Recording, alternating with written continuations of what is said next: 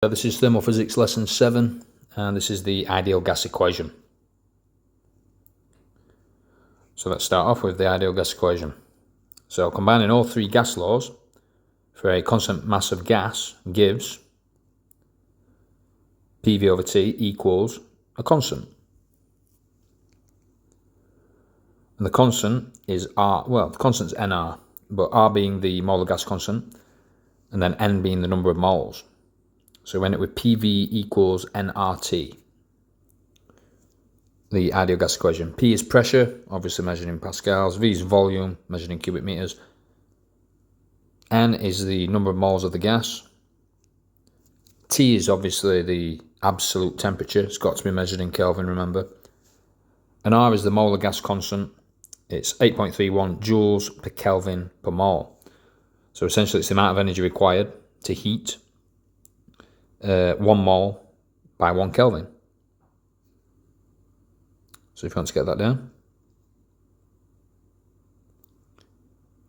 So let's use it. Calculate the volume of 1 mole of an ideal gas at 0 degrees Celsius and 101 kilopascals, which is standard atmospheric pressure.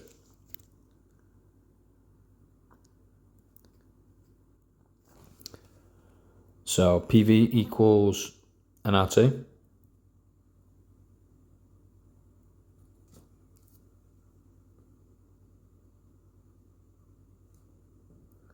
So the pressure is, well, in fact, let's rearrange it first. So volume is equal to nRT over P. We've only got 1 mole, so N equals 1. So it's just RT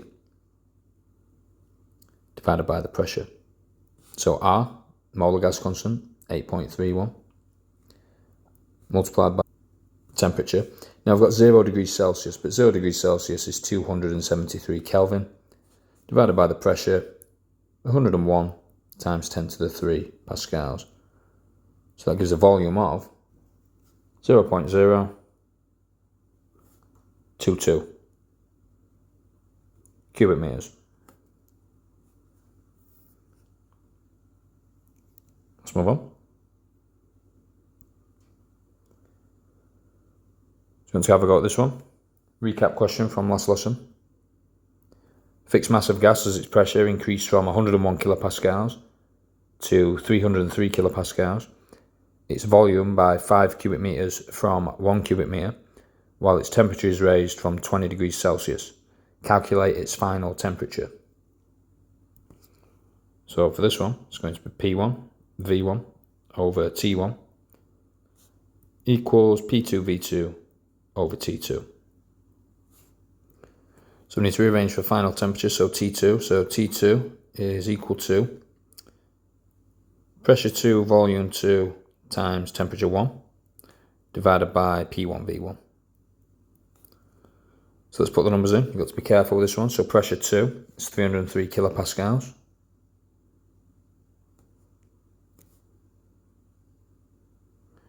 Multiplied by volume 2.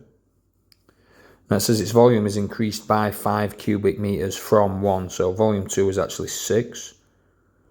Multiplied by temperature 1. So that's 20 degrees Celsius, which is 293 Kelvin. Divided by pressure 1, which is 101 kilopascals, times volume 1, which is 1. So if we calculate that, we get a temperature of 5274 Kelvin. Hopefully that went okay. 5274 Kelvin. Let's see what's next. So let's pause and have a go at this one. So a container of volume 2 times 10 to the minus 3 cubic meters, temperature 20 degrees Celsius, contains 60 grams of oxygen of molar mass 32 grams. Calculate its pressure. So we're going to use PV equals nRT. So pressure is simply nRT divided by the volume. So N, the number of moles. Now the number of moles, we've got 60 grams of oxygen and each mole has a mass of 32 grams. So we need to do 60 grams divided by 32 grams. And that will tell us how many moles we've got. 1.875 moles. So we need to do 1.875 multiplied by molar gas constant, 8.31, multiplied by the absolute temperature, so at 20 degrees Celsius, so again that's 293 Kelvin, divided by the volume, 2 times 10 to the minus 3. And if we calculate that, we will get a pressure of 2.28 times 10 to the 6, so 2.28 times 10 to the 6 pascals. Hopefully that went okay. Let's see what's next. So the Avogadro constant, bit of new information. So what is the Avogadro constant? The Avogadro constant is equal to the number of atoms in exactly 12 grams of carbon-12.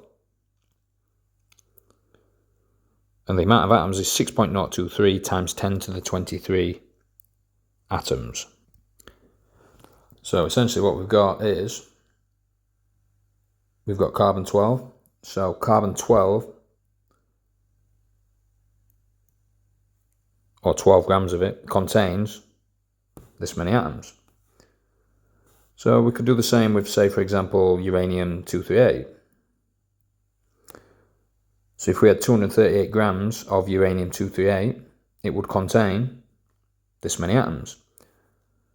Another example, if we had helium-4, so if we had 4 grams of helium-4, it would contain this many atoms. Next session, we'll be looking at calculating the mass of an individual atom of different elements.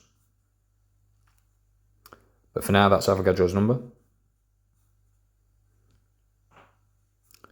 The amount of atoms in exactly 12 grams of carbon-12. So what about the Boltzmann constant? Well, the Boltzmann's constant is the molar gas constant, so 8.31, and then divide it by Avogadro's number, 6.023 times 10 to the 23.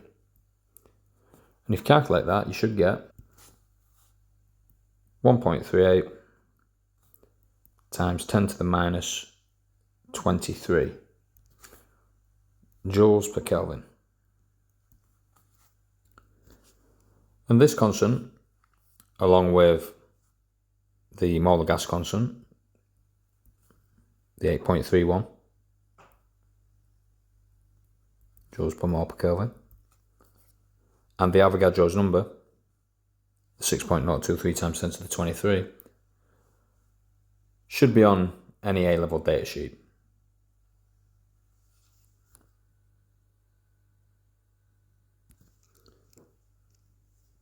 And we'll look at this in more detail in the next lesson. For now, I want to estimate the number of air molecules in a room. Typical values: room volume 100 cubic meters. Let's say room temperature 20 degrees Celsius and standard atmospheric pressure of 101 kilopascals. So I'll take you through this answer. So PV equals nRT. So what I'm going to do is to find the number of moles first of all. So the number of moles is equal to pressure times volume divided by R times T. So pressure is 101 times 10 to the 3 pascals, multiplied by the volume, which is 100 cubic meters, divided by gas constant, 8.31, multiplied by temperature, so 20 degrees Celsius is 293 Kelvin. So that gives a number of moles, which is equal to 4,148.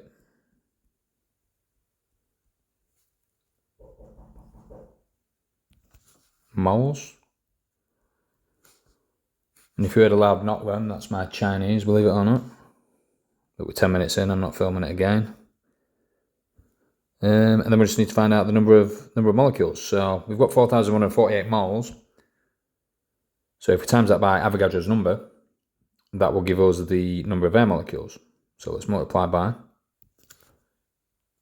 6.023 times 10 to the power of 23.